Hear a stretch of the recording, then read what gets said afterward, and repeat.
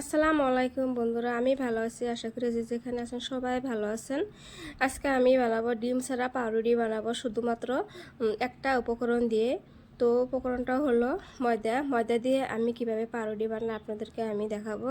আর আমার ভিডিওটা আপনারা সম্পূর্ণ দেখবেন। যদি ভালো লাগে প্লিজ আমার চ্যানেলটা সাবস্ক্রাইব করবেন, আমার পাশে থাকবেন, আমিও আপনাদের পাশে থাকবো।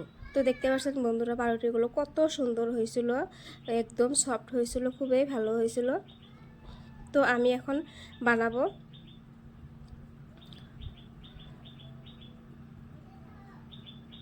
তো তার জন্য এখানে বন্ধুরা আমি একটা বাটির প্রায় 3 ভাগ ময়দা নিয়ে নিয়েছি। তো স্বাদ মতন আমি দিয়ে দিলাম লবণ, আর দিয়ে দিলাম চা চামচের মানে অল্প পরিমাণ ইস্ট দিয়ে দিলাম।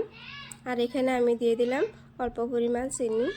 তো চিনি দিয়ে সবগুলো আমি মিশিয়ে নিলাম। তারপরে এখানে আমি দিয়ে দিব সাদা তেল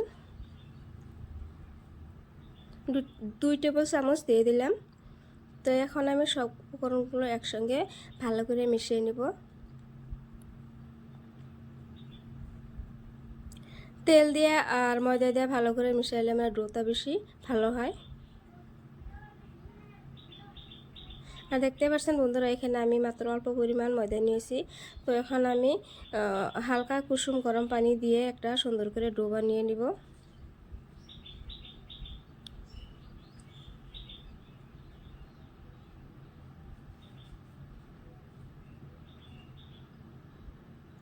ডোটা আমি অল্প বেশি সময় মথে নেব।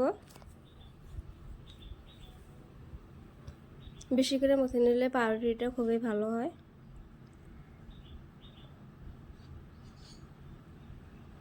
তো মথে নেওয়া হয়ে গেছে বন্ধুরা, দেখতে পাচ্ছেন। তো এখন আমি প্লেটে আধা ঘন্টার মতো রেখেছিলাম। তো আধা ঘন্টা পরে চলে এসে দেখেন বন্ধুরা, ফুলে কত সুন্দর হয়েছে। আমি ভাবতেই পারি না যে এত সুন্দর হয়ে যাবে, ডাবল হয়ে গেছে ফুলে। তো এখন যে ফুল ছিল, যে ভিতরে যে হাওয়া ছিল, ওই হাওয়াগুলো এখন আমি চেপে চেপে বের করে দিব।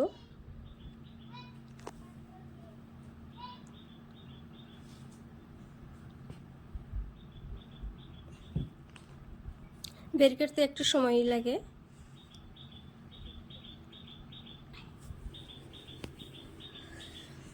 তো বের করা হয়ে গেছে বন্ধুরা, এখন আমি হাত দিয়ে গোল গোল করে একটা প্লেটে নিয়ে নিব।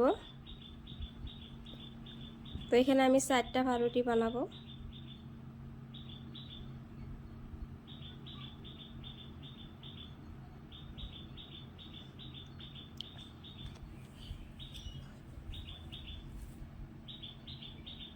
আর কড়াইটা আমি আগে গরম দিয়ে রেখেছিলাম। তো প্লেটটা আমি কড়াইয়ের মধ্যে দিয়ে দিলাম।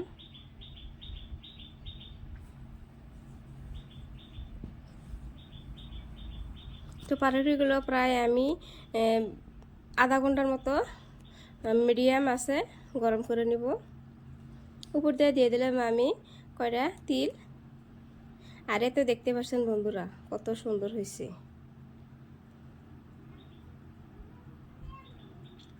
তো আমি ভাবতেই পারি না যে আমার পাউরুটিগুলো এত সুন্দর হবে। তো আমি এই তো প্রথম পাউরুটি বানাইলাম। তো যদি ভালো লাগে প্লিজ আমার চ্যানেলটা সাবস্ক্রাইব, ভালো থাকবেন, সুস্থ থাকবেন।